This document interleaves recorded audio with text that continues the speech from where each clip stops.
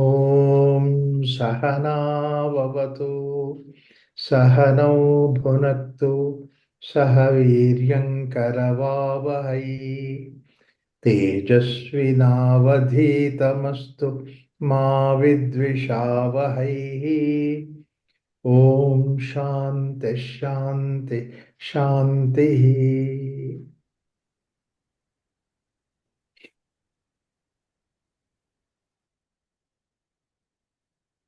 In my view, that these shlokas of Isha Upanishad are very important, very connected. This about Vidya and Avidya, Sambhuti and Asambhuti. And if we can understand these things in its essence, that really brings about a change in our way of life, in our approach towards the life. So that's why I say that these two sutras are very, very important, these two set of sutras. So that I'm spending, that's the reason why so much time. Uh, Anyadeho, the first thing is the about the Vidya, he says that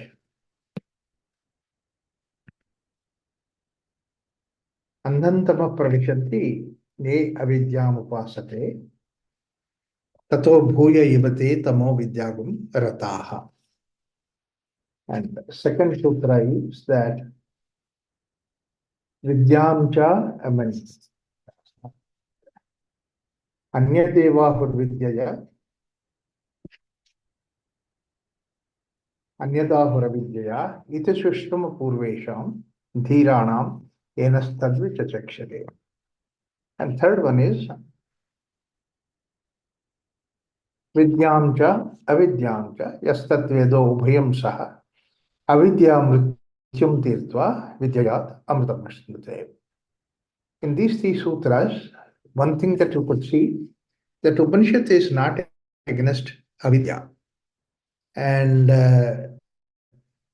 Upanishad, but that is one thing. And Upanishad also understands avidya from a different angle, not just simply our perception of avidya, much more deeper than that. One is the question of what is not having knowledge is supposed to be avidya. In a colloquial sense, we think of it. But then actually life goes on without knowing it. But then as we interact with the world outside, that knowledge comes about. We have to be keeping ourselves open for the knowledge to come in. Avidya is not negative. Avidya is the ground zero. In that sense, we start from the ground zero and Vidya goes on increasing. But then as the Vidya increases, as the knowledge increases, from the non-knowledge, not having knowledge, we see that there is so many things which we don't know, and then we are knowing few things now.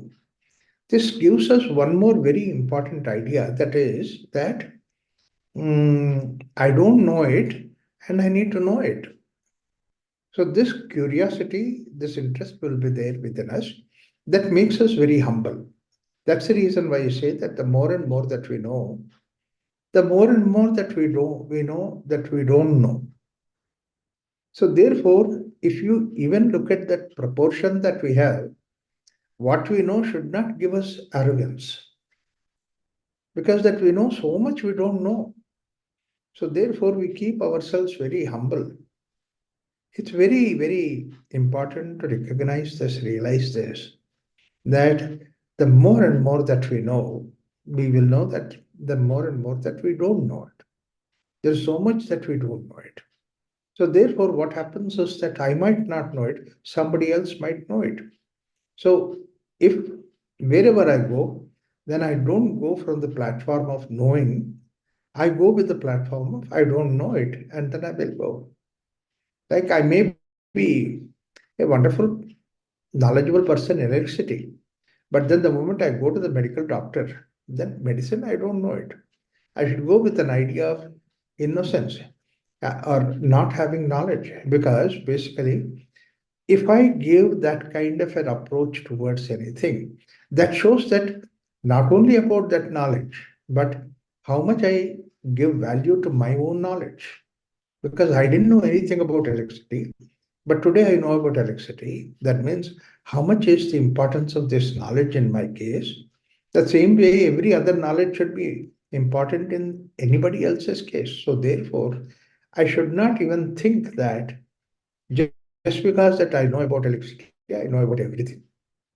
This is very important because why I say this is that the moment that people realize that I know something, they take me for granted that they can ask me questions, and then we try to give answer.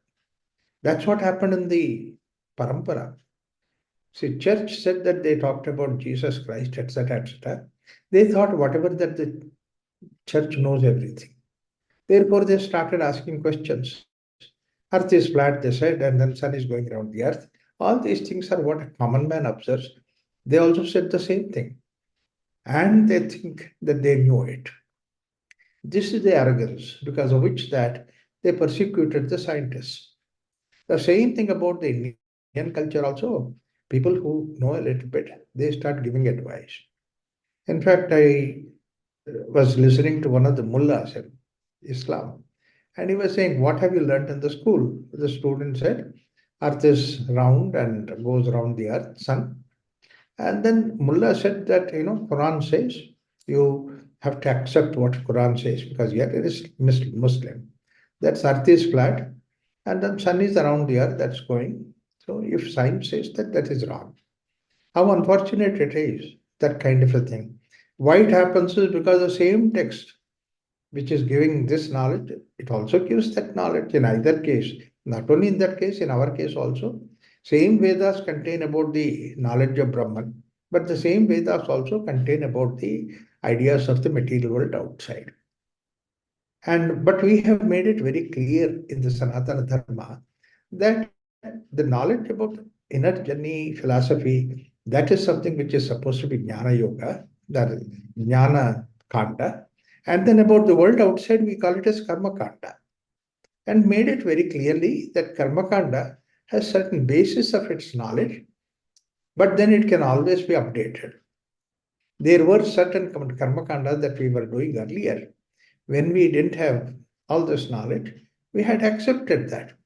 And that's what a lot of the books also translated that way, saying that akarma, then when you say avidya, he says that avidya is this karma kanda. I mean, it is not vidya, therefore it is avidya.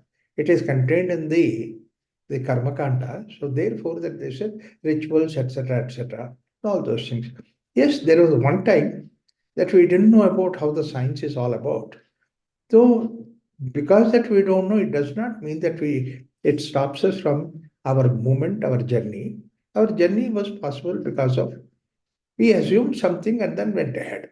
Like the way very simple idea is that they assumed something when electricity was not known, last time also was sharing, that some God is there for the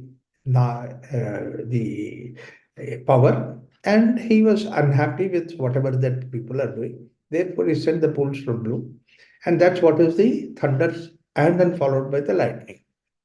Immediately, the head of the village, when everything quieted down, brings all the village people together and say that, look, that some people have done something wrong, therefore God is very unhappy.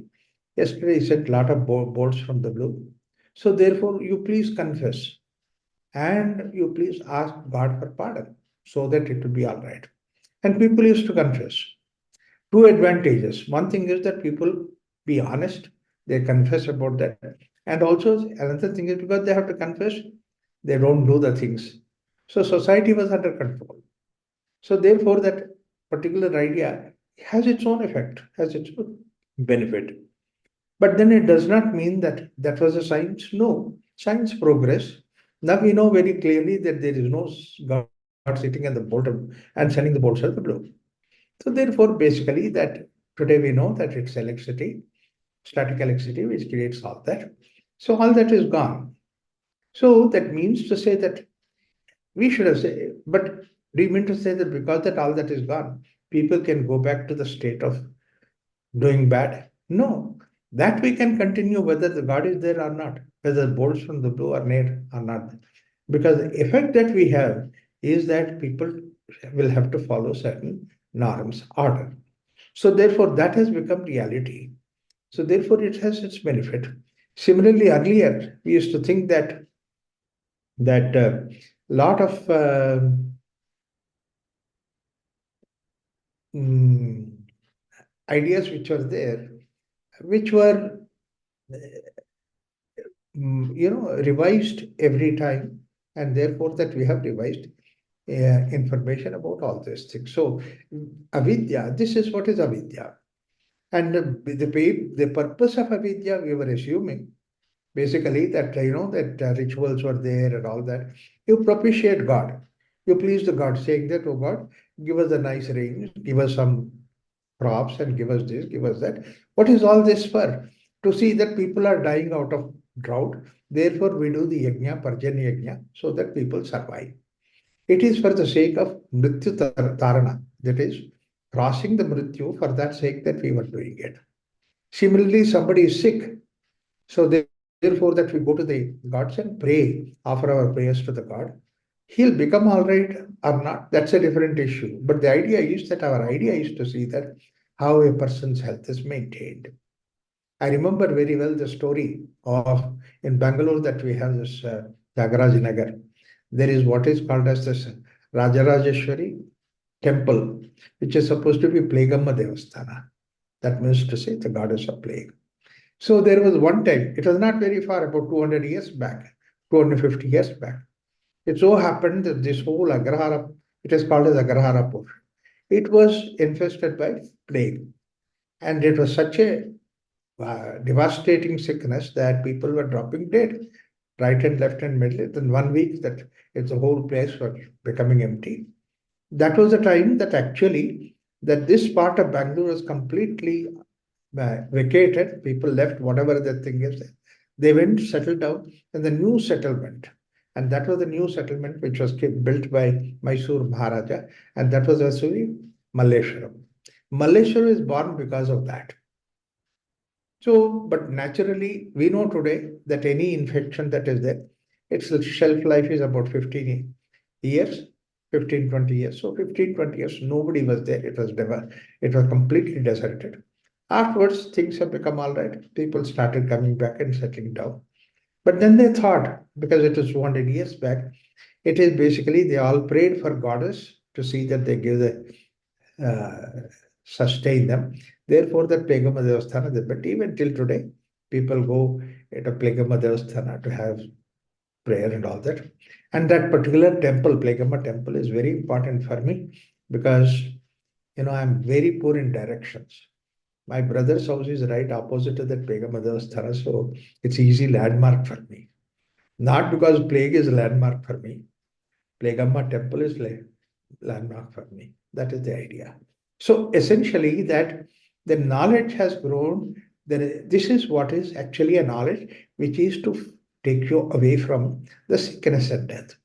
In fact, it was said that we know ourselves that about 2, 3 generations back, there were at least about 8, 10 children used to be there in the family.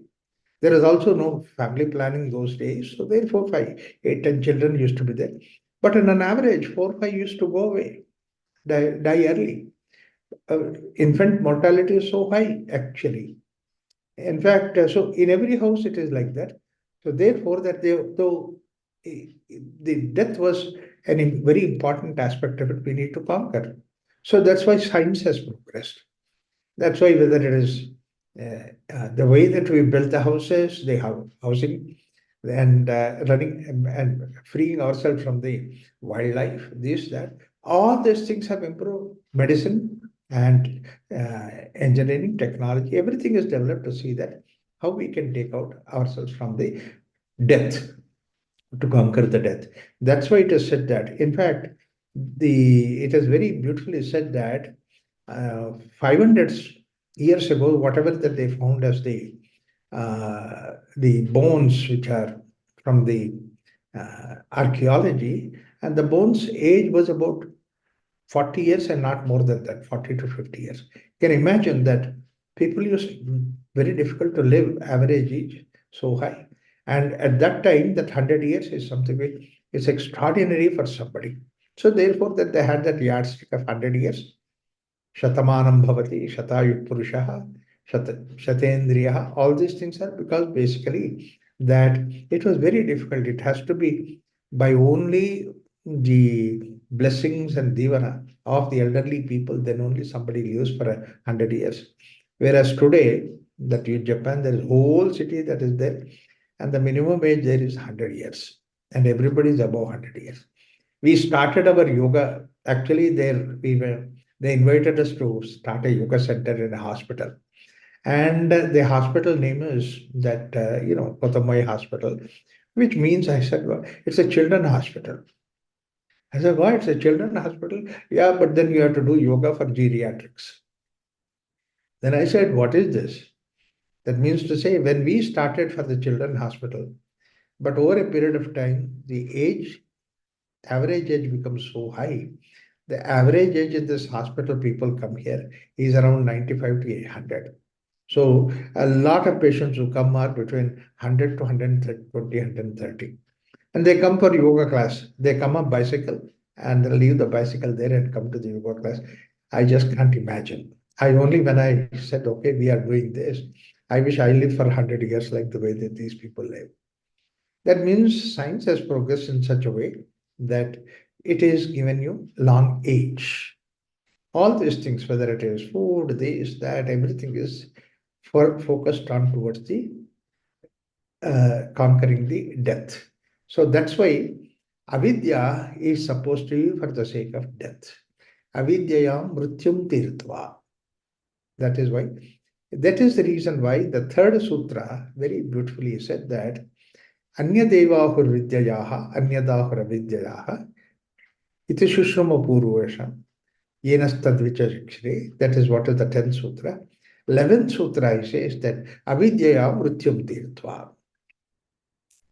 Earlier sutras, when he said, it looks like that he was against avidya and about vidya, but he says, anyadevahur vidyayaha, anyadahur avidya.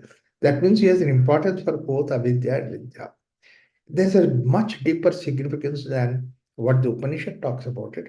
In fact, when you look at most of the commentaries about this avidya and vidya given in those scriptures, particularly even Shankaracharya, when you look at the Shankaracharya, avidya, he calls it as avidya kama karma, and avidya, he calls it as the karma, karmas that we perform. That means the rituals that we perform, he calls it as avidya. So therefore, he says that don't go to avidya, go to vidya. When he says that, people say today that anyway we are not doing any of those karmas. Nobody is there who's practicing regular sandhyavandana, or nobody is there who practices this, yajna, this yaga, this rituals and all that. So are we free from that? It is not meant for only rituals. It's not meant for only that. That's not the idea. Idea is that any means that we do for the sake of conquering our death, that's what is called as avidya. Because if you take the rituals, only there are certain population who is doing the rituals even today, even the other day also, even those days also, very few people who are doing the rituals. So it does not mean that the rituals he meant. But Shankara says that even the karmakanda that people follow is supposed to be avidya. But the purpose of following the karmakanda is to see that how we can overcome the death. Now the karmakanda, there is so much of an improvement in that, and then we need to add that improvement. So therefore, anyadevahur avidyayaha anyadahur, vidyayaha anyadahur avidyayaha. Some people follow vidya, some people follow avidya. Now, what do you mean by avidya? Avidya is the knowledge about the material world. So today, whatever that science, technology, etc., whatever we are learning, it's all about avidya only. But we need to understand that this avidya, it's not a derogatory way that we talked about. It's the way that we understand about the knowledge about the material world. And with that, how much that we have progressed today, mrityum tirtva. That means death we have postponed it. People do not die so easily. We can understand that. In fact, those days I said plague came that A lot of people died. Even when in my childhood also, I was we were I was in a smaller town in Andhra Pradesh, and suddenly there was a plague, and literally that we could see that right in front of my eyes, two of my classmates died, and so many people around our house, children, that they fell down dead. My father himself was a doctor, and then how much that it created a panic in our situation. That panic did not leave us for at least about 3 to 4 months. Slowly we could come out of it because we heard so many people death. So, avidyaya mrityam tirtva. Now, what happens is it is not just only that what you do for the sake of saving yourself from the death, but science progresses. There will more and more variety of things come. And a society which follows these things are the society which is progressed, which is in the front line. It is very important to have this progress in the material world. Avidya, it has to progress. If we do not have that progress of avidya, it's not just only a medicine or whatever that is. You see, the buildings and everything, the vehicles, the transport, everything else has to be is progressing because science cannot progress as just only piecemeal like this or that. It has to progress total overall.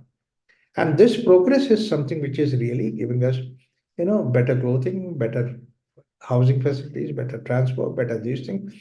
Everything is better in the way outside. And not only that, along with that, the social life also has improved. So much of an improvement is there in the social life. This is what is the development in avidya. And it says that the society has to have development of avidya. Anyadeho avidyayaha. Avidya has to develop. When it is not developed in the avidya area, that means to say, when we say that I don't want these things, I only want spiritual knowledge, which is the finding out the self and becoming my own experience of that, experience of consciousness. And that's what I do it. I don't care for the world outside. I don't want all this development. Unfortunately, many people have put it that way that material development is opposite to the spiritual growth and development. Upanishad never said that. That's why I said Upanishad did not put the avidya against vidya. They were not one opposite to the other. Nor vidya is opposite to avidya. By material progress, we will lose the vidya. Even that's also not there. In fact, our people have given that message. If you have something like avidya, that means to say material progress, it does not mean that your spiritual progress has not taken place. In fact, a very simple, very humorous incident in the case of Ramakrishna Paramahamsa. Two people came from Calcutta and to meet with Ramakrishna at Dakshineshwar temple. And as soon as they come in, Ramakrishna, with a nice, wonderful smile, welcomed them. I made them to sit inside. And then Ramakrishna asked, okay, Bhadra Purush, where are you coming from? What is this? And all this inquired about. And they also said, but at the same time that they were looking around Ramakrishna Paramahamsa.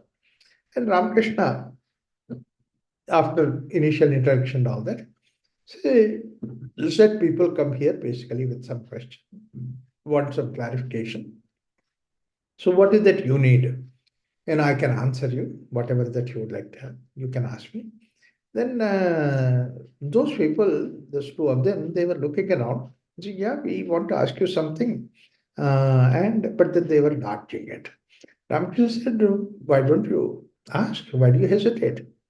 Then they looked around and said, you have a nice house, nice building. Yeah, Ramakrishna said, this is a nice house. And nice cot also. Yeah, I love. So I sit on this cot all the time. Ramakrishna's place, there's one cot where he sleeps, another cot where he sits and talks to the people. So, they nice cot. So, and everything. And he looked at him and, we also have dress. He said, yeah, these dresses there. I like to wear nice white dress and all that, Thakur said, with a smile. Then Ramakrishna was suspicious why these people were asking about these things. They're all there, but you can ask me, what do you want? You have all these things, you have nice dresses there, your nice room is there, nice place to stay. And people call you Paramahamsa. Then Thakur realized what they mean. Yeah, and people call this as Paramahamsa. He never used to call himself. Anyway, it's okay. People call this Paramahamsa. It doesn't matter. But if you want to ask some question, you can ask me. I said, but then people call you Paramahamsa, but you have all these things. I mean, Paramahamsa should not have all these things. And they said, but you have all these things. Now Thakur realized. Then he said, I also have a wife. That was a big shock for them. And she is there in Nahabat. And then she prepares nice food. I love to eat nice food, teasing them. Yeah, with all these things, you have a wife also, you like food and all that. I don't know why people call you Paramahamsa. And then he said, Ramchandra, yeah, I don't know why people call me Paramahamsa. But people come here to have discussions, talk with me and satsang with me and all that. I don't know why people call me Paramahamsa. I think you have done a mistake. They said, yeah, I think we have come all the way from Calcutta, we had a mistake. And then they got up and then they took the leave of Ramakrishna Paramahamsa. They were going. After they walked about few steps, Ramakrishna from behind calls them, hey Badar Purush. They heard, and Ramakrishna, come here. So they thought that Ramakrishna will give some uh, now the explanation or whatever it is, that they come running back to Ramakrishna. Ramakrishna in turn told them that I also have a machardani, that is mosquito net. And then they are really, irritated. They ran away. Ramakrishna was sharing this experience with the people later on, saying that look at the way how people look at, you know, they don't understand that spirituality is something that we need to grow. Unfortunately, this is what happens. So, avidya is material necessity, material progress, material information. In fact, many places that you can see that how this has been given, right? In the beginning itself, in the creation, he said, he has given these two things, ashana pipasha. That means to say, the hunger and thirsty, both these things God has given us. And this is hunger and thirst, the way that you interact, you connect yourself with the material world outside. These two things will connect you with the material world. Yes, if I have hunger, then only I go to the food. If I have thirst, then only I go to the water. So these two things they have given. These two things belong to our basic necessities, and it is basic, the principles of being. But only thing is that these are the inside. That means they are there depending upon inside. So these two things are there connecting with the world outside. Now this gives us the idea that whatever that material world is there, behind that we need to have this hunger and thirst. Both these things are necessary for the material world. When hunger and thirst, it does not mean just only the hunger and thirst. It means basically necessity for the material world outside, and you subserve to necessity. Like, for example, we need a protection, we need a house. We need to travel, that we need a car, we need a vehicle. So these things are necessary. And that's why progress is happening. In the means that we have the food, in the means that we have the transport, in the means that we have a stay, there is so much of tremendous of progress is happening. And all that progress that is happening is to see that life is made comfortable. And this is what is basically the idea of avidya. So avidya is progressing, vidya is progressing. But at the same time, we should not lose the touch with the vidya. Unfortunately, what happened, these a lot of society, a lot of misunderstanding about these things, interpreting that only the rituals, people get stuck up with the rituals and they don't have anything else beyond that. People are there, mechanically they do the rituals and they have no knowledge about what is called as vidya. Then all these rituals become just mechanical. Like any other things became mechanical, this also becomes mechanical, robotic. There is no progress that you do it. But then they take pride in that we are doing all these rituals. That itself becomes spirituality. It's not spirituality.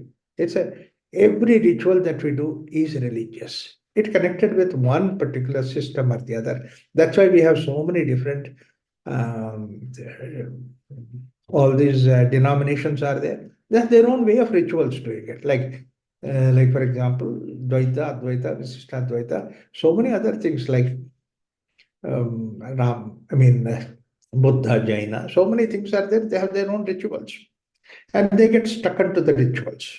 And not only that, they don't allow the rituals to grow also further. Whatever that has been happening for 10,000 years, we continue to do that. And if somebody does not do that, they feel that this person is not religious, not spiritual. So they label that. So that whatever the ritual that you do, becomes your arrogance.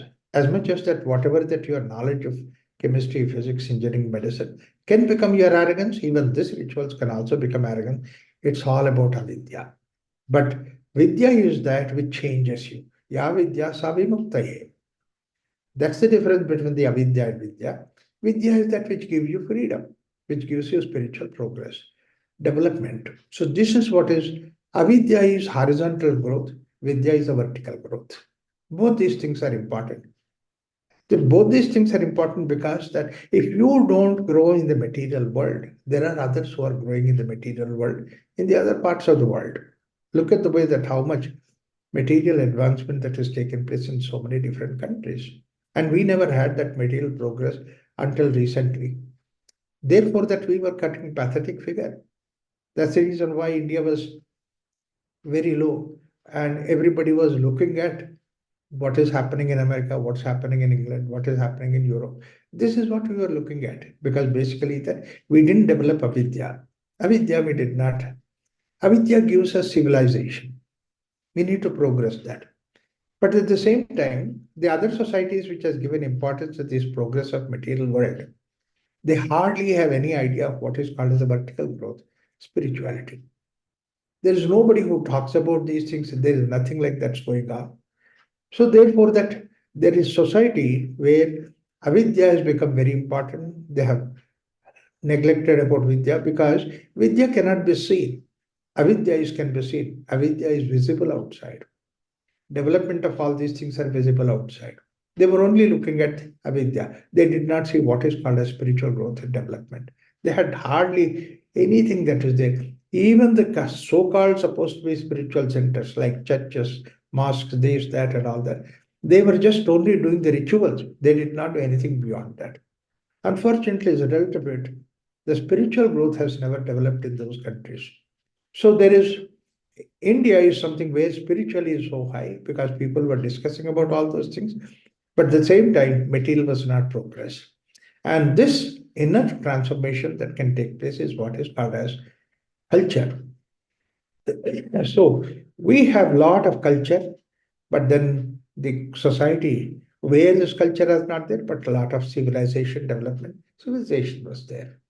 Unfortunately, when this culture is not there, but only civilization is there, but then that also becomes like man, then all this technology development will make him more and more animal-like. Please understand that very carefully. That man becomes spiritual only when there is a cultural growth within him. When this cultural growth is not there, man will try to see that whatever that the development that is taking place, how he can abuse himself much more, how he can make variety in the food, we can variety of in the stay, variety in sex. These are the things he is going by. Therefore, what happens is that he becomes more and more animal towards animal. He doesn't recognize the humanness of the human being. Whereas the person that who is only focused on vidya, not avidya, person he may not developed in the material world, but he has very deep inner conviction about the uh, culture that is there within him, and that's wonderful. But only thing is that material is not there. As a result of it, what happens is that in front of their eyes, he feels miserable. He feels weak. He feels that he does not match with them. He does not go ahead with them to compete. So this is what is the big difference that has happened. In fact, if you go to Ramayana, we have such a beautiful example in Ramayana where Kishkinda is a place where there is absolutely no civilization development, but then culture was there. Such an extraordinary, wonderful culture. Kishkinda, because they were some completely devoted to Rama. Whereas the development, all this, the army that he had is a monkey army. They don't have any weapons in their hand. All that trees and then rocks and all that, that is what their weapons.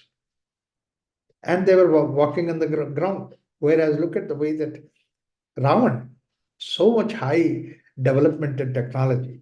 And yet the whole house was really the whole Lanka was glittering. It was so glittering that Hanuman got a doubt that, wow, this is such a wonderful place, such an extraordinary, wonderful place. And then look at the way that everywhere that there's so much of gold, this, that, and all that wealth was there. All that progress was there.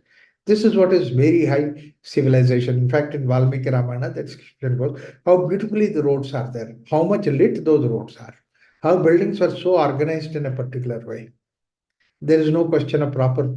There is a extraordinary, wonderful architecture and also town planning. Everything was there, so wonderful. Gardens were so beautifully placed. All that was there. Civilization was there, but there was absolutely no culture. The culture was one of they drank and then they were lying down, and absolutely there is no regard for any etiquette, anything like that. There is no question of any culture. Culture was not there. Culture was not there. That's the reason why their king, Ravan, abducted Sita. And that is what their culture. Whereas look at the way the culture of Hanuman. He is from a Kishkinda culture. For him, that any girl, any lady that he was looking at in the palace, he said she may be Sita. See, for him, every woman looked like Sita. And then he started scratching his head. He said, "Oh my God, I made a mistake. I should have known how Sita looks like." Because now, anybody wakes up and says that you are Sita, he'll be in trouble. So therefore, that he was hesitating. I don't know what happened. Whole trip has been wasted. I came all the way and I could not recognize Sita. He was lamenting, but suddenly intellect dawned on him. Suddenly, moment it dawned on him. What is this foolishness? I'm searching for Sita in the palaces. In fact, Rama is there in the forest. I should search for Sita in a palace, not in palace. That was some sudden spark that came up immediately that he left the palace and he was going towards that, where to search for the forest. And at that point of time, when he was leaving that palace and then going there, away from palace, at that time he heard somewhere somebody's singing the praise of Rama. And he stopped at that window and he saw that is Vibhishan. And he prayed him, he bowed in front of him. He said, I'm searching for Sita. You must be knowing. And you seem to be a right person that I should ask. Then he said, Ashokvan, you go. And then Hanuman goes to Ashokvan. So that means basically Kishkinda was a place of culture, but absolutely no civilization. Whereas on the other hand, Sri Lanka is the place of civilization, latest civilization, but the culture was zero. Then Valmiki comes to Ayodhya to explain about it. Ayodhya is a place where the roads are beautiful, the country is developed, everything, very high degree of civilization, but at the same time, extraordinary degree of culture. So what we are creating with this Vidya and Avidya, not rejecting any of those things, but using the way that it should be really helpful for us, not become arrogant, not become arrogance, not making that one to replace the other. Vidya is not going to replace Avidya. Avidya is not going to replace. We see that both these things take place so that we can create a Ramarajya. The whole idea of Ramarajya is where basically civilization also is at the top. At the same time, culture is also really grown up. Let's see that this civilization continuously wakes up. There are always people who are trying to see that civilization is not grown. They say that this is material. Why do you want to pay attention to material? All these things. So therefore, what Upanishad says is that uh, there are some people who practice vidya, some people are avidya. So anyadevahur vidyayaha, anyadahur avidyayaha. Iti shishruma purvesham enastadvichachakshare vidyamcha avidyamcha yastat vedo ubhayam saha. And both these things are going hand in hand together. Avidyaya mrityum tirtva vidyat amritam ashrute.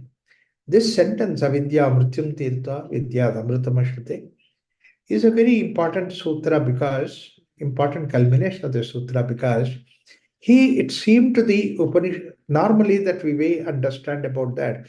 Where the Vidya, where Mrityu is not there, that is what we call it as Amrutatva. Or where Mrityu is there, opposite to that is Amrutatva. See, but that's not the idea. The Upanishad seem to be suggesting that avidya is different, mrityu is something, amritatva is different. And in order to conquer the mrityu, that we have to have this with avidya, but in order to go towards the amritatva, we need to have vidya. See, that now this is where the important dig into the spirituality comes into this particular sutra. That is, there are certain things which are definitely undergo death. Death, you cannot avoid it. Death will have to happen. Whether it is mind, whether it is intellect, whether it is body, it has to undergo death. Death is something which is a natural phenomena in the life. Whatever that is born has to die. This is what we know very clearly. That jayate, vardate, uparamate, apakshiyate, puriyate. This cycle that one has to go. Death is such a great boon in the life. Actually, imagine that the death is not there. What will happen to the material? Life will be so boring. You will not die at all. Nobody around you will die. Bapre. Imagine you're walking around, you see somebody who is living for the last 5,000 years, he is staying. You're also living for 5,000 years. The same face, same person, you see that, and then never dies. But then it does not mean that the birth will not take place. Birth has to take place. Then what will you do with the whole population? What do you, when the death is not there, only thing is that people becoming old and old and old.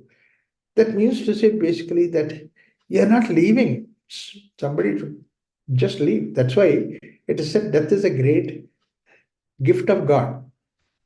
Death is a wonderful gift of God. We die so that the rebirth can take place. The cycle continue. So it is like the way the river has to flow. When the river flows only, there's new water comes into the existence. The old leaves fall off. That's why the new leaves come. So basically, fall is so important so that it gives rise to a spring again. The whole creation is like that. And there are certain things which are living for a few moments, but then new things come up, like the way that soap bubble lives for a few seconds. But then again, the new soap bubble will come. So this is what is the continuous. Actually, the recreation is this flow. It's not that the question of birth nor the death, but it's the flow. The flow is important. In between, that's important. Banks are there to support the river. The river flow is something which is important. The flow is not there, the river gets stagnant. So that's why basically birth and death have to be there. And what need to die as supposed to die. That's why when you say that, however much the avidya developed, that the death is something which is very important. So in avidya, that is says that mrityum tirtva. It's not the question of that you do not die, but the question is that the death brings about the suffering for the death is completely taken away. You can die peacefully. That is the idea that basically that all these things should help us. Unfortunately, what happened is that we attack the death itself. And when we attack the death itself, then what happens is that we are not really giving the quality of life. We are only enhancing the death-like state, dead-like state. In fact, today the movement is going on that medicines are there, the systems are there, so that they will not allow you to die. Your hand is hanging somewhere like supported, leg is supported, your heart is beating outside, lungs are functioning somewhere else, and then food is going through your tube. People say he is still alive. See, this is what we have conquered the death. And people are very happy to report that yes, average age of life as we have extended with the science. Billions of dollars are spent on that. In what way? We are just making it vegetable. So this is not the purpose of, if we understand about the why we stopped at this level, because we don't know or we have not accepted there is something which is that which is beyond the death exists.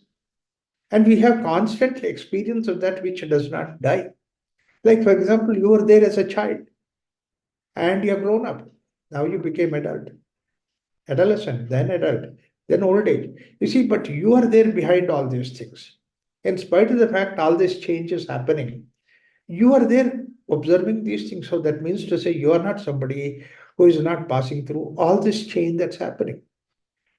There are certain species of the creation which do not see the light. Like you see your own in front of your eyes. I see that, when the monsoon comes up, at that point of time, these fireflies will come, they come flying to our tube light that they come, our light around that they come. You see that their life, they are born at the night and then they grow to the fullness at the night. And then the night, another 3, 4 hours, they die. And first of all, that their wings fall off. Then they'll be crawling on the ground. Another few minutes that they will also die. We feel sorry for them, you see, that they never see the light. They never see what is called as day. For them, night is only everything. Night is the beginning, night is the end, night, life goes on within that. They feel sorry about them. Why do we have to feel sorry? Because we see day and night? We don't have to feel sorry because, in fact, we should be really appreciating them. In that small little life that they have, few hours, they are born, they fly, they go around and all that, and then finally they give up their wings. But in the process, whatever that we go through 70, 80 years that we do, they also do the same thing. They'll have their food, they'll have their procreation, they live happily, and then they die. See, what they take in 3 hours to do it, we take 70 hours. Who is efficient? Are they efficient? Are we efficient? And we go through so much of struggle. In fact, it looks like more of struggle. That's the reason why a lot of people say life itself is full of misery. Life is full of struggle. It happened because we created it that way. But then the moment that we realize that behind this particular change that's happening, there's something which is unchanging principle, and you are that unchanging principle. You transcend the changing principle to unchanging principle. This is what is the vertical growth. When I said about the vertical growth, Vidya is that which gives you that vertical growth. Vidya is that which gives you in such a way that you can don't get caught up with the world outside, but you see that there is something which is not dying within you. It's always present there. As a child, that it was present there. As an adolescent, it is present there. As an adult, it is present there. Once you realize that in the wakeful state, it is present there. In the sleep, it is present there. In the dream state, it is present there. Recognize that and holding on to that is that being identified with that is what is called as Vidya. You come to the material world outside, you come to the body, you come to these things, and then you take care of it. And taking care of this material world is not just providing extravaganza about this material world, but to see that how whatever that I provide to the material world that is there in the existence outside, in such a way that I get the freedom from being attached to the material world. This is very important. It helps me to grow. It helps me to come out of it, not get caught up in that. We should not get caught up in the material world outside. Material is there, wonderful. In fact, we should respect that material which gives you freedom from the material concept. The food that I give to my body is necessary for the body to survive. But then I give that food in such a way that it will not arrest me at the body level. It gives me freedom from the body level. That's what is supposed to be sattvic food. Similarly, sattvic group is that by involving in that group, I'll see that I don't get caught up at the body level, but I come out of it. But I still respect the body. I still respect the food. I still respect all the things that are in the material world. But then I see that it will help me to see I grow. I have all this technology development, but the technology is not to bind you. It gives you freedom. In fact, that was the purpose of technology. Is it not that purpose when we started this technology in the beginning? We said that all the work that we have to do it so that I should get the freedom from that. So that's the reason why we said that, okay, if that work is a machine does it, I can have freedom. I free myself from the material level. That's why we started washing machine. So that means now so much time in washing you don't have to spend so that you get the freedom. So look back, do you have the free time now? Washing machines have come, but we don't have free time. Now said something else like that. We went on adding gadgets to see that we free ourselves from that. But are we really getting the freedom? You're not getting freedom. In fact, with all this gadget that we have, the housewife is much more busy. Man is much more busy with all these gadgets. Similarly, time. I can save my time by doing something. Today we have trains. Earlier we used to go on the bullock cart. And I remember that how beautifully that we were traveling in bullock cart for 4 5 hours to go to our village. And then come back. One full day we devote. No worry about it. That one day is not supposed to be a very big thing. But today we have all these fast moving vehicles, etc., etc. If I go by bus, it takes 3 hours, whereas if I go by car, it takes 2 hours. So I'll save 1 more hour. Yes, we save 1 more hour, but what happened to that 1 hour? If you look at it, nothing happened. So therefore, that we have unnecessarily developed all these things in such a way that ultimately that whatever the purpose that we have done, we are not getting that freedom. That freedom is only possible when you don't identify yourself with the body.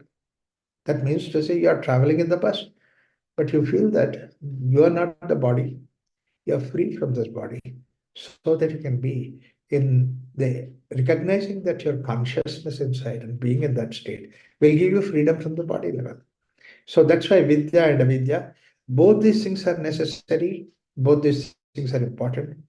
Important because the simple reason is that the generation which is growing up, if that Avidya growth is not, material world growth is not there, they feel that inferior about it. Unfortunately, that is what our country for a long time, even the pathetic state, we are in a feeling of inferiority. Material progress was not there.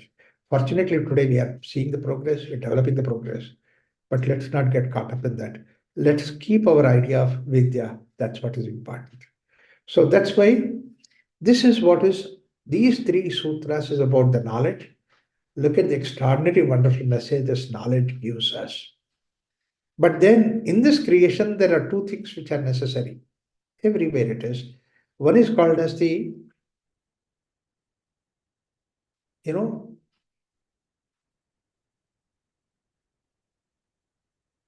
technical intelligence, and the other is the material intelligence. These are the two important things that is necessary. Material world is necessary, intelligent is necessary. Like, for example, anything that you need to do, we need to know about the technology, we need to know about the material. Like, for example, simple thing is water is there. Water has these two ingredients. That's what is the material. That's what is oxygen and hydrogen. But then we also have to have behind that the technology, how that water can be formed. In the presence of heat, in the presence of electricity, water can be formed. So this is one technology that is there. Other thing is matter. Matter is necessary. For also when you look at human being, he has to be created by material world that is there. The human body is created, mind is created, all these things require material importance. And therefore that one is the Vidya and the other is called as Sambhuti. These are the two things that are there.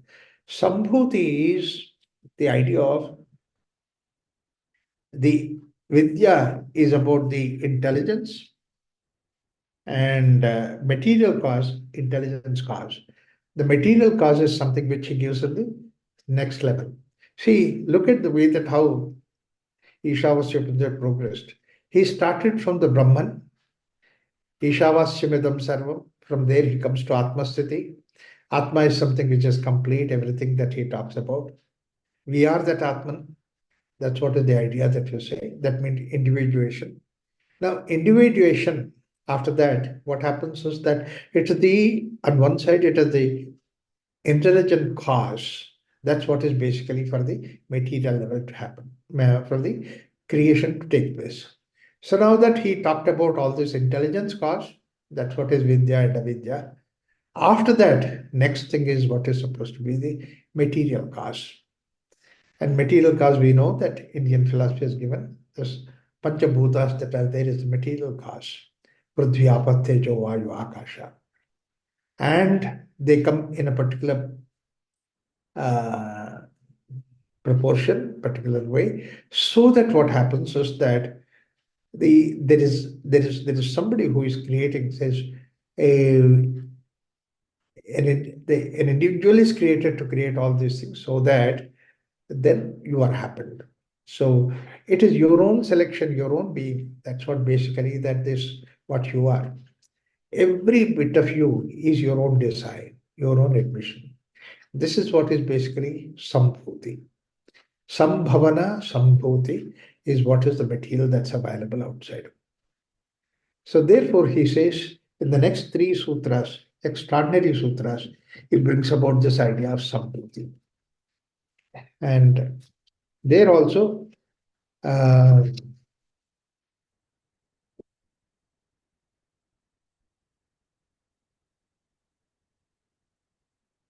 again, it's very deep knowledge that he gives. Andhantama pravishyanti e sambhuti upasate. Tato bhuya yavate tamoyo sambhutya rataha. Sambhutyagam rataha. That means andhantama pravishanti ye sambhuti upasate. One who does the upasana of sambhuti, he goes into andhantamaha. Like the way that earlier that about Vidya we have seen.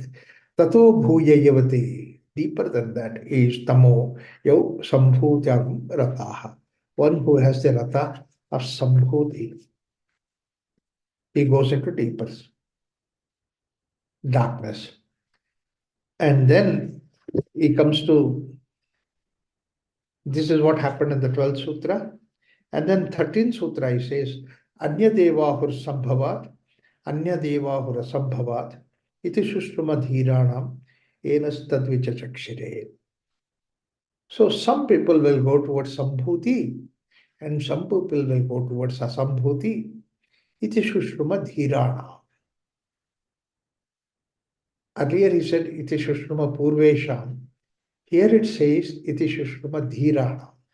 That means somebody who has dhi is intelligence, or dhi is discrimination ability. You can very clearly discriminate such a person. Enastat vichachakshire. Again, they are the people who have given us that. And then the third sutra says, Sambhutim cha vinasham cha yastat vedo ubhayam saha. Again here Sambhuti and vinasham cha. Now you see that he says, he did not say asambhuti, he said vinasham cha. So sambhutim cha vinashanta yastat vedo ubhayam saha. Now asambhuti is supposed to be vinasha. Vinashena mrityum tirtva sambhutyat amritamashtate. Quite a difficult riddle, quite a difficult issue that Upanishad raises, but at the same time, it's one of the extraordinary, wonderful vision that he gives us. And this is what is Asambhuti calls it as Vinasha. Is now you see that everything has to go through the death. Vinasha is there, but the process of Vinasha is death. It's not Vinasha. The Upanishad means that a path towards Vinasha. It's not the question of Vinasha, because once it is darkness, there is no question if anything else happens from Vinasha takes place. But Vinasha means here actually path towards the destruction. That's what it is, very dangerously a path towards destruction. That's what he indicates. So now before we go to that, let me give the idea of what is called as Rata, this uh, this what he calls it as uh,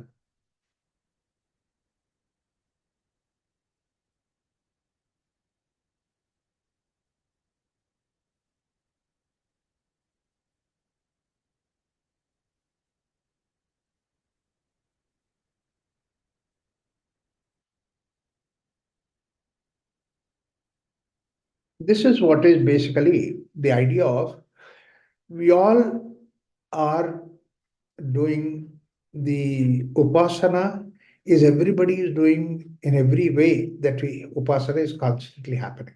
There is no way as a human being upasana is not happening. Upasana is staying with it. Upa means close and asana is that being with that, staying with that. Now that being with close means basically the idea is that we want to get back to our original state. We want to be with ourselves. This is what is upasana. Upasana is I'm with something so that I want to get back to myself. Our nature itself is Brahman, Atman, and we are trying to be with the Brahman. That is the Upasana. And everybody in this creation is doing Upasana. But only thing is that wanting to become that, but in the process that he selects is different for different people. This upasana is something which is there. Please understand very clearly. Everybody is wanting to become spiritual. That is what is the growth.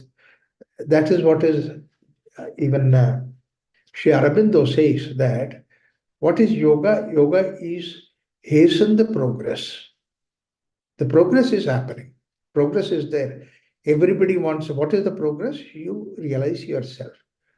See, that's what Ramana Maharshi also said. Question who you are. And then we are all questioning that. Only thing is the means that we adapt for what is that I want to reach the permanent, highest, the total. And that means is different for different people. Somebody thinks that it is uh, money gives me that upasana. That means through money, I can reach the highest because basically it feels that I'm suffering because lack of money. Once I have the money, then I can become peaceful, I can become happy. Many people ask this question. Where is the question of money is not there, we are teaching. Swami Vivekananda also said that empty stomachs don't teach Vedanta. Give them food. But in the process, the idea is that food is just basic necessity. It's not the question that you reach the highest with the help of food. But some people do the upasana of the food itself. That means they stay with the food, variety of food, type of food, and what food can give you, what food cannot give you. So this is what you go into that. Some people will think that it is the name and fame which can give me that. Some people will think that the money will give that. And you see that people try. Go ahead, do that. Upanishad is not against that. You see that, you try that. But do you really get there, what you want to go? This is where that we lose track of it. We lose the track of it. The object will not, object is still very sincere and honest. The food will give you satisfaction, fine. Therefore, that it has given you satisfaction, you see that. But you want to get the ultimate satisfaction with the food. Food itself will say that I'm not giving you any more satisfaction. Food is very honest, food is sincere. This Bhuta outside, the material world outside, is very sincere, very honest, more sincere than you are. It is telling you that, look, I'm not giving you any more happiness. But then you are simply trying to seek happiness in me. It's like the way that you are pursuing, and then, but you see that it's not there. And it is not there, then you think that some more will give you that, and some more will give you that. This is what is the way that we go on. We continue to go on. We don't listen to the material. We don't listen to our own self, sensory organ, but we continue to go on because we are caught up in that journey that we are doing it. So this is what is everybody is on this journey of reaching that Brahman, Purnatva, by material, by this, by that. But in the process, what happens is that we end up having struggle, suffering, problem with that. The problem is not coming from outside. Material cannot give us problem. Senses cannot give us problem, but the problem comes within us. A sambhuti is a material world. So therefore, that whatever that is, so, the material world is there, and that is what is essentially that this sambhuti, the creator, Karya Brahma. That's what is called as Karya Brahma. That is material world. It is there for the sake of, like, for example, the Taittiriya Upanishad says that the Brahman itself becomes Annavat Annado Bhavati, becomes hunger and the food. So that the moment that you put the hunger and food together, then there is satisfaction. That satisfaction is something which is very important. And the whole nature works on that particular way. It's not only for human being, but everywhere it is like that. You look at the animal. Animal goes to the food when they are hungry. But then they go to the food when they are hungry, and the hunger is taken care of, they stop there. They know where to go, they know how much to go, and how much beyond that they cannot go. That's the reason why, though plenty of food is there in the case of animals in the forest, you don't find an obese animal in the forest. In fact, on the other hand, the animals in the forest are very agile, very agile. The forest dogs, you see that how strong that they are. Not like the Doberman in our house, or not like the big dog in our house. It's so lazy. And this dog cannot eat other than what is pedigree. Unfortunately, this is what it is, our dog. The dogs do not, even though food is there, that they don't abuse themselves. In the nature, everything is like that. The fish is there in the water. They are very natural, spontaneous. Birds, you see that the same chicken that you leave it in the forest, see that how agile that they are, how much that they have that energy, strength, and all that. Not like the chicken in our poultry farm. How so unfortunate it is. And then we became like that. Not only we spoiled ourselves, but we spoiled our own creation. Because basically that this whole idea is that Sambhuti is that the Sambhavana, that's what is creation that has taken place, material. Material is to see that this activity can progress. Because basically the creation is nothing but activity. And this creation, which is supposed to be an activity, unfortunately, as I said earlier, that we wanted to see that we don't want to do the activity. We want to put the activity in the cold storage, and we want material to give us the doing the activity. So we stopped walking. We developed material to see that cars, business, etc., etc. Stopped all these activities that we are supposed to do it. Animals didn't do that. The forest species, they didn't do that. That's why they are healthy. We have lost our health because of that. So a lot of things that happened in the Sambhuti is that we are progressing towards more and more the progress that we andhantama pravishanti. Now a Sambhuti upasate. See, this is what I said. Upasana, we do it. Upasana, we stay with the Sambhuti material. Now you see that Andhantama Pravishanti. When all this material was not there, that we were in the darkness, that's fine, because basically that we have to do for ourselves. But then once we developed all these things, then he says that Andhantama Pravishanti, we go to deeper darkness. I keep giving this example that earlier we didn't have all these means for this. So we had to physically do the activity. Like, for example, every lady used to really turn the flour. Stone platens are there. You turn the stone platens to make the atta, fresh atta, beautiful atta, and then make roti out of it, chapati out of it, and then eat. So this was there, natural. Slowly, what happened? We wanted to reduce our effort, get the freedom from the time, from the this thing. So therefore, we produce now atta is there. Then why atta? You go to the shop, you get the roti itself prepared. In fact, we're waiting for if somebody can produce the roti which is already half chewed and give it to us. We are ready to take it because we don't want to do the chewing also. What happened as a result of it? My ability to turn such stone platens is something which is totally lost.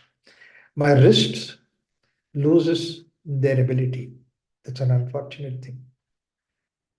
Earlier, that people used to be so strong because of all these activities that they were doing. Now they don't do it. They don't have that strength anymore. Probably that's the reason why 100 years ago, husband used to be afraid of his wife because strong wrist. Whereas today they don't do that. Therefore, that you take advantage of that.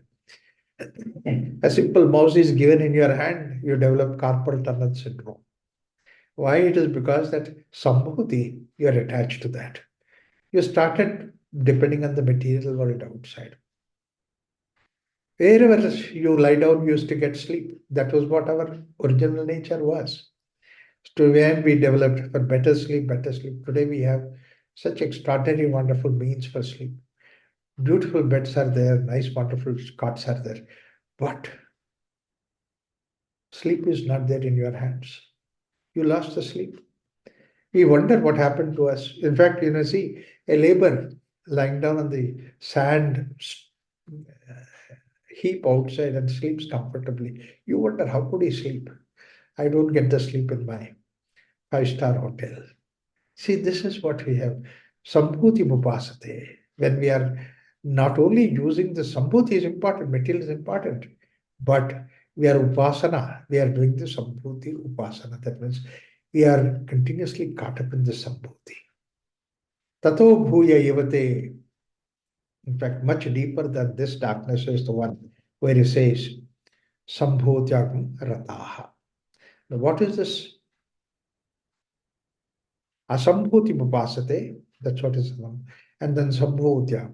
Now we see what is this Asambhuti and Sambhuti. We'll look into it again deeply when we go to the next level. But sorry, Asambhuti is something which is not yet manifest. Sambhuti is that which is manifest. So now we'll see what is this Asambhuti and Sambhuti. In the next class when we meet and continue with the all the three shlokas and see, understand about the material cause. One is the intelligence cause, and the other is the material cause. And now we see that Asambhuti calls it as Vinashena Vrityam Tirtva. And that's what we like to look into it. We'll see that in the next time. Okay, let's stop it here. Om Shanti Shanti Shanti.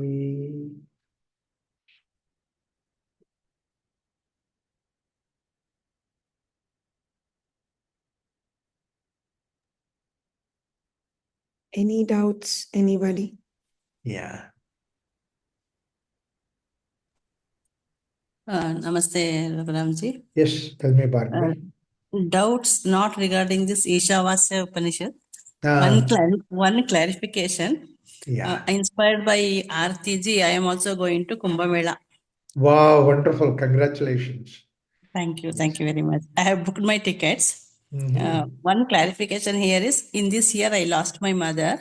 Mm. She was very spiritual and she was interested in all these rituals of Sanatana Dharma, that ceremonies, Right. Tarpana and all. Yes. I have no brothers. Mm. I Yeah. am the middle one. So I requested my husband to perform this ceremony for my mother. Mm. So we are doing all this every month. Sure. Mm. We Oh, belong so to the recently you lost. Yeah, your 10 mother. months back, last 24 Oh, April okay. last. Mm. And now I am going to this Kumbh Mela. My Yeah. husband is not coming. I am going alone. Mm. So can I offer Tarpana to my mother? Sure. Please Huh? do that. And Please what do is that. I don't know any stotras and I don't know any Vaidikas who does there. Mm. What But can I do? there are always some, actually Karnataka Brahmins are there. Okay. There may be somebody, you can always come across somebody who doing that and request them that you would Okay. like to do the offering Yes. for your mothers. Yes, That, because it is an opportunity. She lived yes. 84 years writing Ramanam, almost 60 years. Wow, She wow. passed away in NR Colony, Ram Mandir. Acha. And Yeah, Ramnavami, and on Ramnavami 9-day celebration, there was right. music concert of my sister's son. Mm. So we took her there. So in front of the pendal, she passed away. What a wonderful thing to Last happen. Namaskar Rama. She just said she's feeling uncomfortable. I just held her on my chest. She passed away on my chest. Bah. Then who is more qualified than you to offer the tarpana? She died on your chest. She left the body. Yes, She left sir. the body for you, and then she is freed from the body.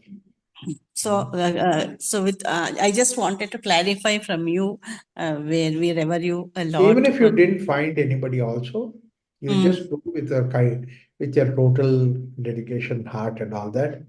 You offer it to the Triveni Sangama because that's where it's happening, Prayagraj.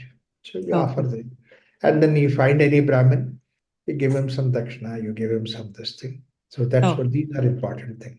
Okay. Your mother will be happy, Yes. satisfied. And I can do it for all my family, my father's family and husband's family, right? Actually, All yes. Pitrus. And you may not know their, I mean, normally what happens is that you need to have the Gotra and the date and this, something like that. Date of birth and Gotra, something. So, but if you don't know it, you can say that it is the Daiva Gotra and Daiva this thing you can say about them. Yeah. And then all of them, you can offer the Tarpana. Yeah, I know little four heads. I know this side and that side, and whoever like how do we do for Mahalaya? Yes. Yeah, I have taken all the list. So, okay, actually make the list clearly and then Yes. give it any. Oh, then you definitely find some pujari who can do that. Okay. And also you do that for your mother. Thank you so much. It gives me a lot of solace. My brother is so meticulous.